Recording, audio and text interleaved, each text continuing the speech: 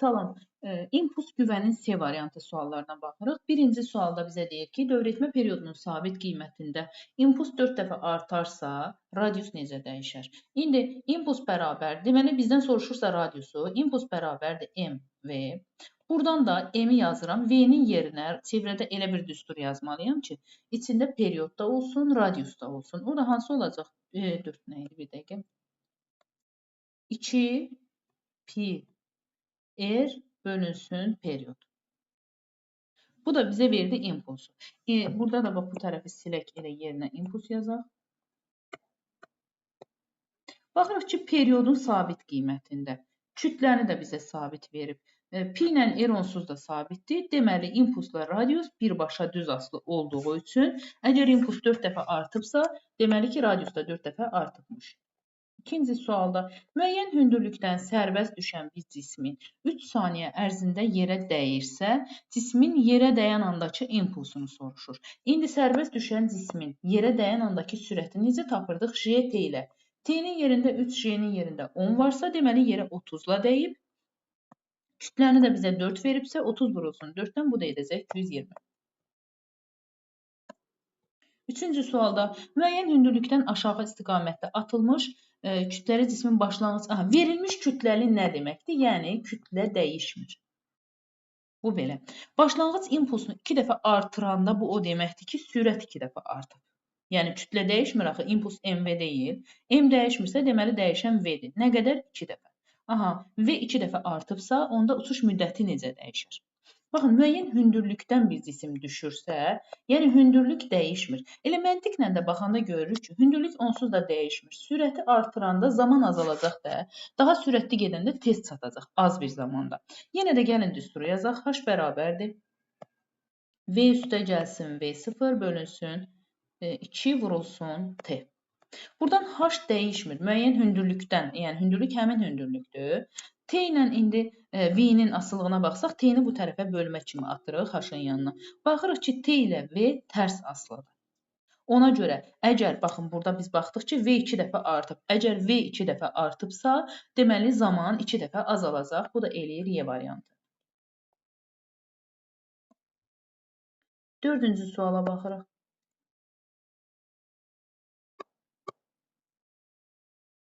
Baxırıq, bizə deyir ki, deməli 5/2 period müddətində. Gəlin bu period çevrə üzrə hərəkətdə impuls dəyişməsinə dair bir-iki. İndi səbəbini deməyəcəm, çünki onları artıq izahlarda vermişəm.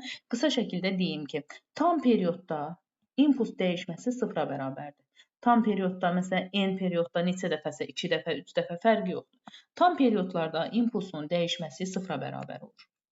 Gəlirəm 2/1 perioda. T bərabərdir 2/1 periodda. Bax, burada məxrəcdə 2-də yaza bilərsiniz. Və yaxud da ki, bax, bu 2/1 sürətdə nə olursa olsun. Məsələn, bax, bu hal-hazırki durumda sürətdəki, bax, 5 var ha. O sürət bizə maraqlı deyil. Əgər məxrəcdə 2 varsa, deməli impuls dəyişməsi, nəinki impuls dəyişməsi, hətta sürət dəyişməsi də, impuls dəyişməsi də, hər ikisi, məsələn, sürət dəyişməsi olacaq 2v, impuls dəyişməsi olacaq 2mv. Nə zaman məxrəcdə 2 varsa. Sonra keçirik, kiçik t bərabərdir, böyük t bölünsün 4. Baxın, məxrəcdə 4 varsa, onda nə edirik? Burada fərqi yoxdur. Sürətdə yenə də nə yazırsaq yazaq. Baxın, hətta bax, belə bir vəziyyət görə bilərsiniz. Sürətdəki ədəd bizə maraqlı deyil. Məxrəcdə 4 görsək, bu deməkdir ki, impuls dəyişməsi. Sürət dəyişməsi olacaq v kök altında 2, impuls dəyişməsi olacaq v mv kök altında 2. Bax, bunu da yenə deyirəm, səbəblərini izah eləmişəm, bir də ona vaxt itirməyək. Ancaq ən azından formal olaraq əzbərləyin ki, işləriniz rahat olsun, yəni daha az zamanda test işləyə biləsiniz. İndi 4-də baxırıq ki, məxrəcdə nə var? 2. Deməli, impuls dəyişməsi olacaq 2mv. İndi baxaq mv-yə. mv-nin yerində nə var burada? 3 var, 2 var. mv oldu 6, bir dəfə də 6-nı 2-yə vurduq, bu da bizə verdi 12. Yəni A variantı.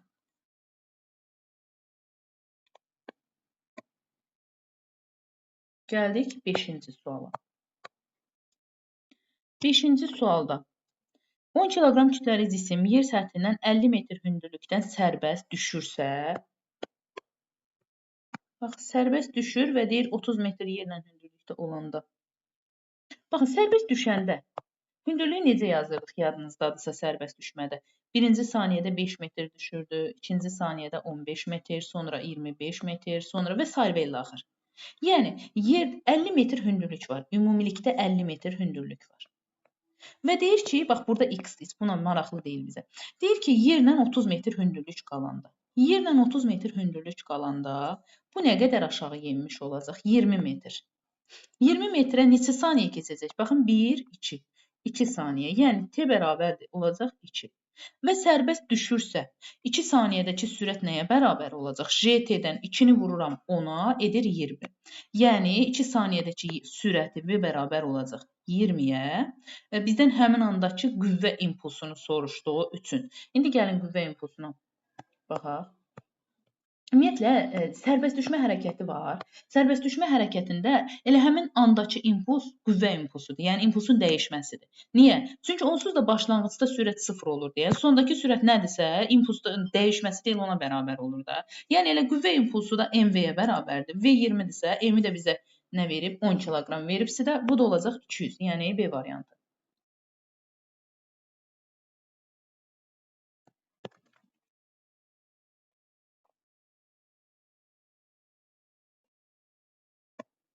Baxırıq, sərbəst düşmədə, sükunət halından başlayan hərəkətlərdə hər ikisində son impuls elə impuls dəyişməsinə və ya FT-yə, qüvvə impulsuna bərabər olur. Bunu da deyim. Baxaq bura. Radiusu 1 metr olan çevrə üzrə bərabər sürətli hərəkətdə 4-də 1, 4-dən 3 fərqi yoxdur. 4-dən 3, 4-dən 1, yəni məxrəcdə nə var? 4 var. Məxrəcdə 4 olanda bayaq biz nə dedik? Məxrəcdə 4 var idisə, impuls dəyişməsi bərabər idi nəyə? MV kök altında 2-yə. Burada da 5 kök altında 2-dirsə, demək ki, elə MV 5-ə bərabər imiş. MV 5-ə bərabərdirsə və M-i də mənə 5 veribsə, demək ki, buradan V-ni nə tapdıq? 1. V-ni tapdıq 1. Bunu yazaq bir kənara. V bərabərdirsə 1-ə. Radiusu da mənə 1 verib. Görək bu radiusu nə üçün verib? Bizdən soruşur mərkəzə qaçma təcilini. İndi biz təcilin elə bir düsturunu istifadə eləməliyik ki, bax bu iki kəmiyyət içində olsun. O da hansıdır? V kvadratı bölünsün R. Buradan da heç nə. 1, 1, o da eləyəcək 1. Yəni A variantı.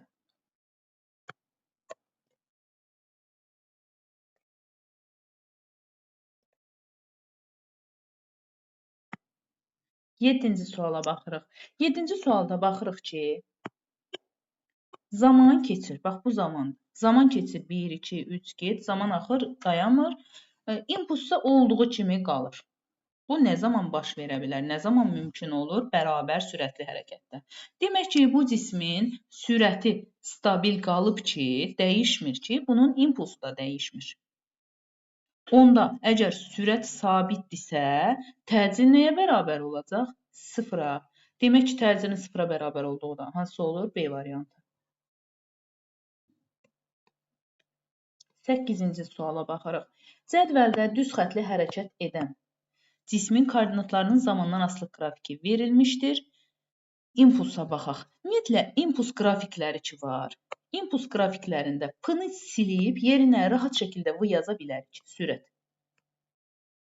Bu hər zaman üçün keçərlidir. Təbii, indi rəqəm olanda rəqəmdə bir M-ə böləcəyik rəqəmi söz yox. Burada heç rəqəm yoxsa, lap ürək ağlığı ilə P-ni silib yerinə V yaza bilirik. Bu qalsın burada. Sonra, baxıram ki, birinci saniyədə cisim 4 metr yol getdi. İkinci saniyədə 8, sonra 12. Baxıram ki, cisim hər saniyə gedilən yol eyni qədər artır. Baxın, 4-ün üstə 4 gəldim, 8, 8-in üstə 4 gəldim, 12.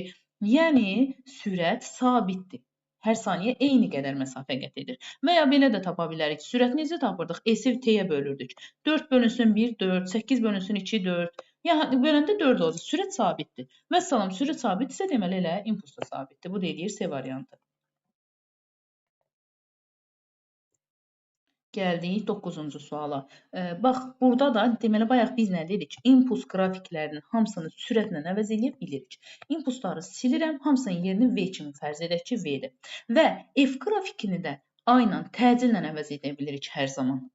Bir dənə rəqəmlər verilərsə, orada bölmə işi aparacağıq, o söz yox. Ancaq heç burada rəqəmlər yoxdursa, rahat şəkildə bax bunları əvəz edə bilirik. Yaxınlaşdırdım, mən yaxşı görsənsin deyən.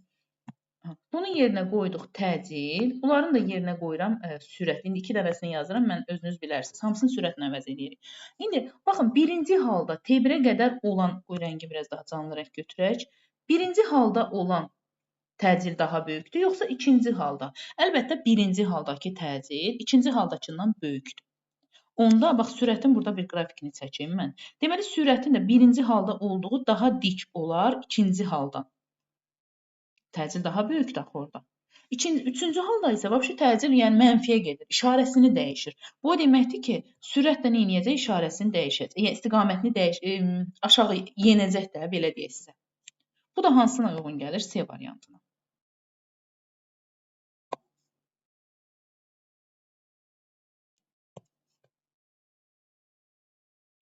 Ona baxırıq. Baxın, o yenə də eyni şey burada da keçərlidir. P-ni silirəm, yerinə V yazıram. F-ləri də hamısını A ilə əvəz edə bilirik. İndi birinci halda sürət dəyişməsi daha, sürətin yeniliyi daha böyükdür, yoxsa ikinci halda? Baxın, onu necə bilirdik? Bu xəttin tangensindən də baxarıq. Onsuz da yəni ən rahat yol hansıdır? Dikliklə. Baxırıq, hansı daha dikdir? Bax bu birinci hissə. İkincidən daha dikdir. Düzdürmü? Deməli, birinci hissənin də təcili ikincidən böyükdür. O da hansı olacaq? A variantı. 11-ə baxırıq.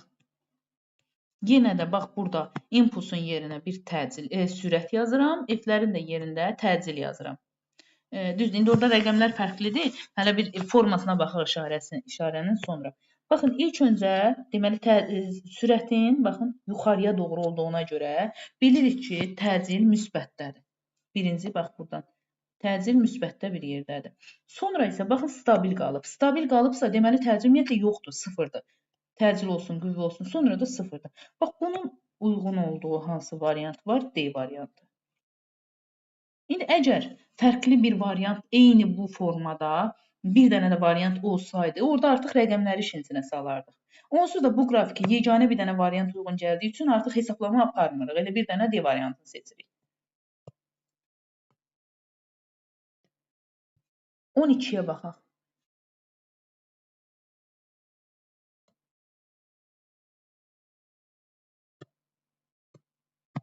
Şaquli yuxarıya atılmış cismin impulsunun modulunun zamandan asılılıq qrafikinə baxırıq. Şaquli yuxarıya atılan bir cisim. Əgər bir cisim aşağıdan yuxarıya atılırdısa, nə baş verirdi? Bu cismi biz V sürəti ilə yuxarıya atanda ağırlıq qüvvəsi də bunu aşağıya doğru çəkir axı. Ona görə ilk öncə nə edir? Yavaş-yavaş hərəkət edir, yəni sürət azalır. Gəlir, maks nöqtəyə çatır. Buna atışlar mövzusunda keçmişik də, o hissəni bilirsiniz. Maks nöqtəyə çatandan sonra geri qaydanda bu səfər yeniləşərək geri qayıdır. Yəni bu səfər sürət artır. Axı impulsdan da sürətin qrafiklərini eyni götürə bilirdik. Onda bizə lazımdır ki, birinci hissədə sürət azalsın, ikinci hissədə artsın. Bu da hansıdır? Baxın, B variantı. Birinci hissədə azalır, ikinci hissədə artır. Bu sualda deyəsən səhvlik var idi cavabda. Cavabda nədirsə siz ona fikir verməyin. Doğru cavab B variantıdır. 13-ə baxaq. Düz xətlə hərəkət edən 3 kiloqram kütləli cismin təcilin proyeksiyasının zamanı asılı qrafik şəkildəki kimidir cismin impuls dəyişməsini. İmpuls dəyişməsi, yəni delta P bizə nəyi verirdi? FT-ni. Onda biz FT fiqurunun sahəsi ilə tapa bilərik. Sadəcə bir problem var ki, baxırıq burada təcildir. Təcilin yerinə F-ə çevirmək üçün nə edirik? Kütləyə vururuq. Onda 3-ü vururam 5-ə eləyir 15. Bax, buranı yazdım 15. Vəssalam. Fiqurun sahəsi mənə verəcək delta P-ni, impulsunun dəyişməsini. İndi fiqurun sahəsini bax, elə bunu trapesiya ilə də yazarıq. Lap elə baxın, burada bir 4 bucaqlı var. 15 vurulsun 3-dən. Bu eləyir 45. 45 və burada balaca bir üçbucaqlı var. Bu tərəf olsun 2, bu tərəf 15, bu da eləyəcək 15. Katitlərin yarısı. Hasilinin yarısı. Vəssalam, 45 burada var, 15 burada var. Topladım elədi 60. Deməli, impuls dəyişməsi də 60-a bərabərdir.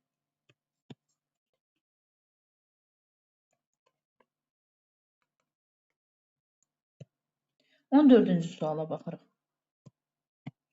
Eyni istiqamətdə hərəkət edən iki dənə cismin qeyri-elastiki toqquşmadan sonra sürətlərini hesablayın. Qeyri-elastiki nə deməkdir? Bunlar gəlir, bir-birinə yapışır və birlikdə hərəkət edirlər.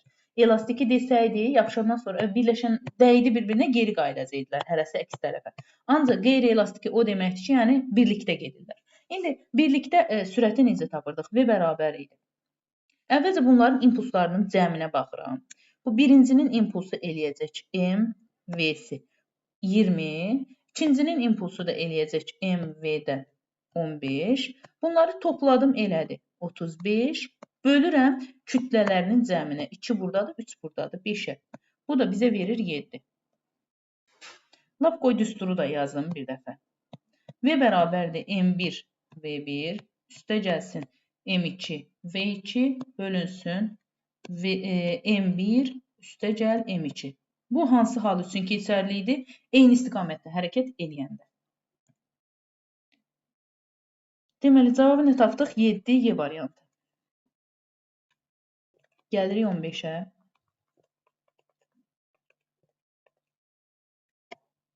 15-ci sualda. Bu səfər qarşı-qarşıya hərəkət eləyirlər. Qarşı-qarşıya hərəkət eləyəndə gəlin onun bir dəfə düsturunu yazaq.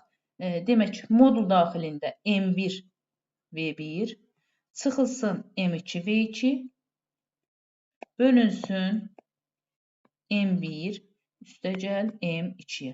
İndi gəlin yuxarıda baxaq. Birincinin MV-si 3 vurulsun. Demək, kütləni verməyib bizə. Verib yoxsa? Aha. Kütlə burada, sürət burada. Birincisinin MV-si oldu 18. İkincinin MV-si oldu 1, 12. İndi bunlar gəlirlər qarşı-qarşıyasa. Deməli, bax, birinci mənfidir. Belə müsbətdir, çünki sağ tərəfə gedir də. İkinci də mənfidir, çünki sol tərəfə gedir. İndi sistemin ümumiyyətlə, bax, bu yuxarıda dediyimiz kimi, böyükdən kiçiyi çıxanda bizə nə verəcək? 18-dən 12-ni çıxanda yerdə nə qalır? 6 qalır. 6-nı da bölürük nəyə? Kütlələrin cəminə. Yəni, 3-lə 1-ə. 1-in cəmi. Bu da eləyir 4. 6 bölünsün 4-dən, bu da bizə verəcək 1,5. Bəs hansı istiqamətdə? İmpulsu böyük olanın istiqamətində, yəni 1 istiqamətində. Bu da eləyir A variantı.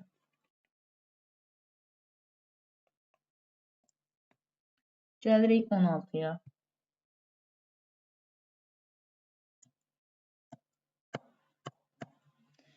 Soruşur bizdən nəyi? Qüvvə impulsu əks istiqamətdə. Deyir ki, təsir impulsla qüvvə impulsu əks istiqamətdə. Bunu necə eləyirik? Impulsun yerində V düşünürük, qüvvə impulsunun yerində təcili düşünürük. Yəni, impuls V-nin nə deyək, davamçısı kimi, təcil də, F-i də təcilin. İndi baxaq, bunlar əks istiqamətdə olması o demək ki, yavaşayan hərəkət eləyir də. Fərq yoxdur hansı istiqamətdə, əsas odur yavaşayan. İndi baxın, bu XT qrafikini biz nə edirdik? Başlanğıca sürüşdürməliydik də tapa bilmək üçün. Və bunu başlanğıca sürüşdürəndə görürük ki, X oxun əks istiqamətində yeniləşən hərəkət edir. Yəni, hər ikisinin işarəsi mənfidir. Ona görə birincidən bizə bir şey qalmadı. Birincinin üstünə xətt deyirəm, onunla davam edə bilməyəcəm. İkinci halda, bax, bunu bu formaya gətirəndə, bax, buradan bura, bu intervalı. Görürük ki, bu necə hərəkətdir? X oxu əks istiqamətində yavaşayan. Yəni, sürət mənfidir, təcil müsbətdir, əks istiqamətdir. Ona görə T1 ilə T2 aralığı götürürəm. T1, T2. Sonra gəlirik üçüncü intervala. Üçüncüdə isə başlanğıca köçürdəndə görəcəyik ki, baxın, yeniləşəndir. Hər ikisi müsbətdir. Ona görə biz sadəcə götürürük T1 ilə T2-nin olduğu aralığı, yəni C variantını. Gəlirik 17-ci suala. 17-ci sualda bizə bir VT qrafiki verib və cismin impuls dəyişməsinin modulunu soruşur bizdən. İmpuls dəyişməsi nəyə bərabər idi? M, V çıxılsın V0. Buradan M-in yerinə 3 yazsaq, V-nin yerinə, yəni son sürəti burada bizə nə verib? Mənfi 2. Mənfi 2 yazırıq, çıxılsın. V0 nə verib bizə? Başlanğıcı 4. Mənfi 2-dən də mənfi 4-ü çıxanda yerdə qalır mənfi 6. 2-ni də 3-ə vuranda, 3-ü də 6-ya vuranda eləyəcək mənfi 18. Ancaq bizdən modul dediyi üçün eləcə 18-in özünü götürürük.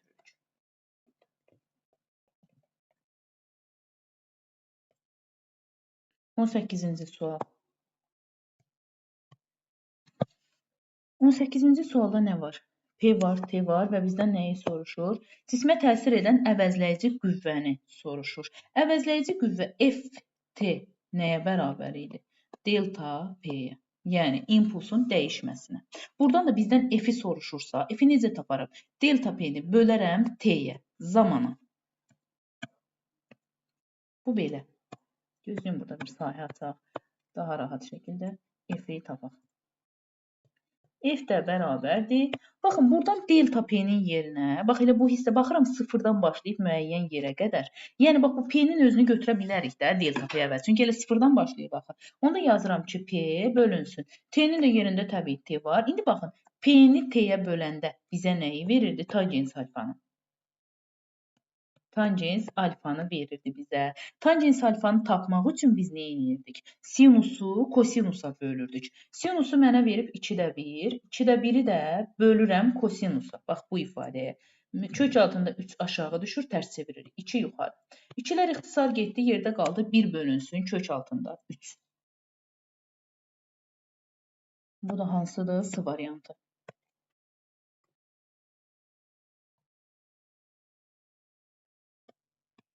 19-cu sualda. Şaquli aşağıya atılmış 2 kiloqram kütləli cismin impulsun modunu zamandan asılı qrafiki verilib. Cismin başlanğıc sürətini hesablayın.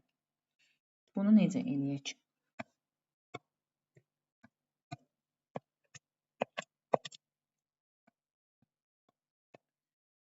Baxaq.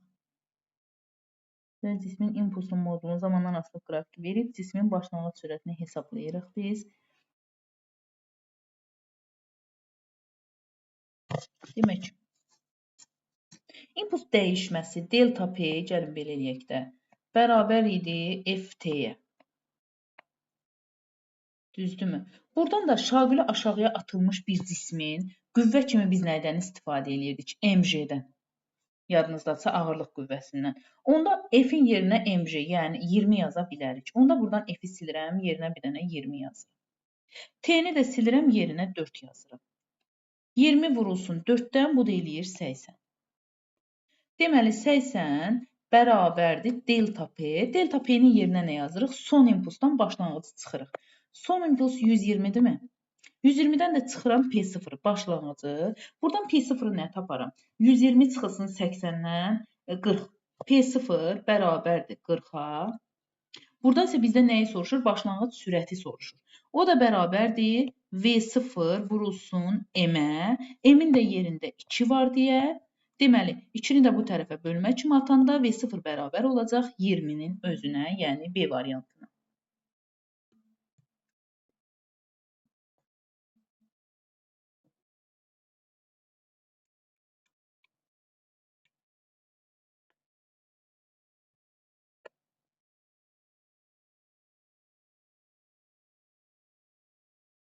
Sonra gəldik, bax, burada maraqlı bir sual var. Burada nə edəcəyik?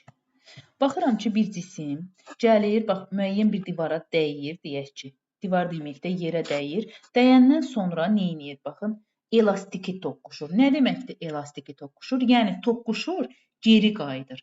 Qeyri-elastiki desə, o demək ki, orada qalır, yapışırlar. Qeyri-elastiki yapışma deməkdir. Ancaq elastiki geri qayıdır, yapışmır. Onda gəldisə, bu geri qayıdacaq. Bəs hansı dərəcə ilə qayıdacaq? Baxın, necə ki, linzalar mövzusunda vardı. Hansı dərəcə ilə düşürdüsə, o cürdə geri qayıdırdı. Eyni onun kimi 30 ilə düşübsə, deməli 30 ilə da geri qayıdacaq. İndi ümumilikdə aradakı dərəcə oldu 60. İndi gəlirəm, bunun MV-sinə baxıram. 3 vurulsun 2.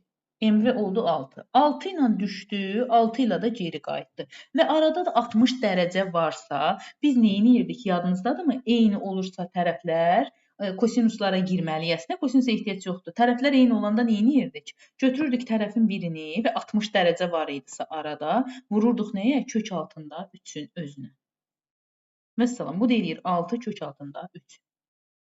Bunu artıq vektorlardan keçmişik. Yəni, bəzi yadınızdadırmı demişdik ki, bəzi qaydalar var ki, düz fizikanın sonuna qədər biz ondan istifadə edəcəyik. Bax, hal-hazırda bu 60 dərəcədə katetlər ikisi də, tərəflər daha doğrusu ikisi də eynidirsə, nəticə nə olurdu? 6, tərəfin birini kök 3-ə vururduq. Məsələn, 20-yi 1-ə baxırıq indi. Görək nə edirik 21-də. Başlanğıc sürəti bizə verib, kütləni verib, əvəzləyici qüvvənin proyeksiyasının zamandan asılılıq qrafikini verib və 6-cı saniyənin sonundakı cismin impulsunu soruşur.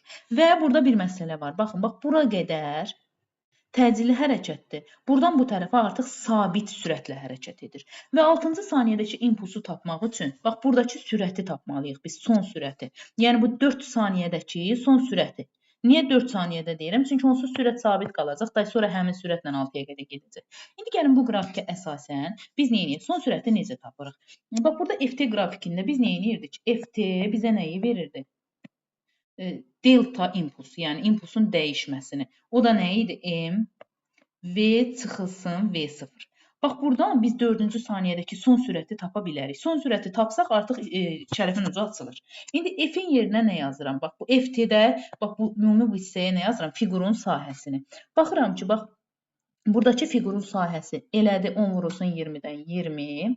Aşağıdakı fiqurun sahəsi 2 buradan 10 buradan. Bu da elədi 20. Ancaq hansı 20? Mənfi 20. Mənfi 20 ilə də müsbət 20-ni topladım. Fiqurun sahəsini mənə 0 verdi. Yəni FT bərabərdir 0-a.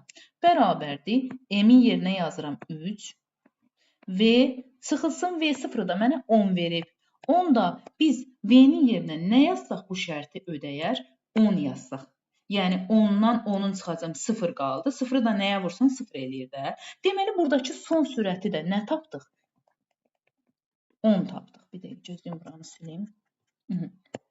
Bax buradakı sürət 10-dursa 4 saniyədir. Sonra da onsuz da təcil yoxdur. Stabil qaldığı üçün 6-cı saniyədəki sürət də 10 olacaq. Yəni V bərabərdirsə 10-a, M-i də mənə 3 veribsə, onu da 3-ə vuranda həmin andakı sürət olacaq 30. Impuls olacaq 30. 22-yə baxırıq. Bax, eyni şey burada da keçərlidir. Əgər 60-la düşübsə, deməli 60-la da geri qayıdacaq. 60-la düşdüsə, 60-la da geri qayıdır. İndi nə edirik? Biz başlanğıc impulsu tapaq. Ümumiyyətlə, heç impulsu tapmamışdan öncə yenə qayıdırıq o qüvvə söhbətinə. Hansı, məsələn, bura x-dir, burada x-dirsə və arada 120 dərəcədir. Görürsünüzmü? 60 ilə 60-ı topladım, oldu 120. Arada 120 dərəcə olanda nə edirdik? Tərəfin birini götürürdük sadəcə. İndi baxıram ki, düşəndə impuls 60-dır, qaydanda da 60-dırsa, birinizə götürürəm və salam. Nəticə olur 60-ın özü. 60 da hansı variantdadır? C variantında.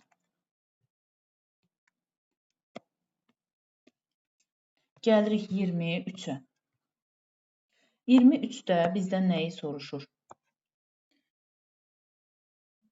Qrafikdə göstərilən hissələri soruşur. Baxın, birinci hissə necə hərəkətdir? Yeyinləşən hərəkətdir.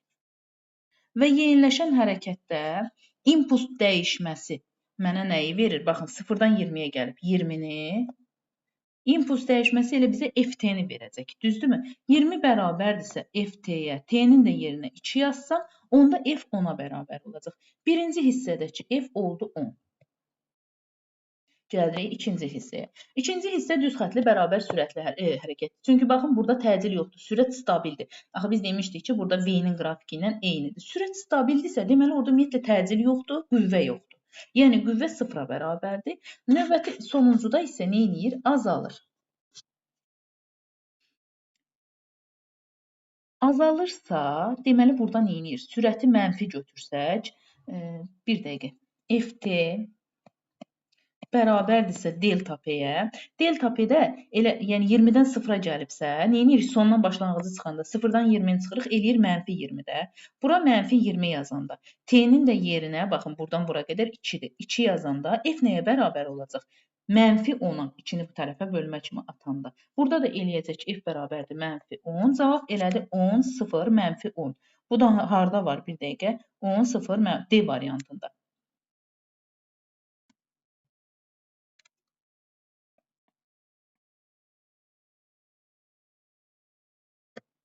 %24-ə baxırıq. 24-də bizdən soruşur nəyi? İmpuls verilib nöqtələrə uyğun kinetik enerjini. Kinetik enerji, Y kinetik bərabərdir. Biz elə bir düsturun yazmalıyıq ki, orada V də olsun, P də olsun. Hansı idi o? P, V, bölünsün 2. Buradan da kinetik enerji P-dən də, V-dən də düz asılıdır. Onda. Baxın, onda ən böyük 2 olacaq. Ən böyük 2 deyil. Sonra 1 ilə 3-ün arasında P-lər eynidir. V harda böyükdür? 3-də. Deməli 3 böyükdür 1-dən. İndi burada bizdən nə deyir? Azalan sırayla. Yəni birinci böyük olanı yazın. O da oldu 2, 3, 1. Vəssalam.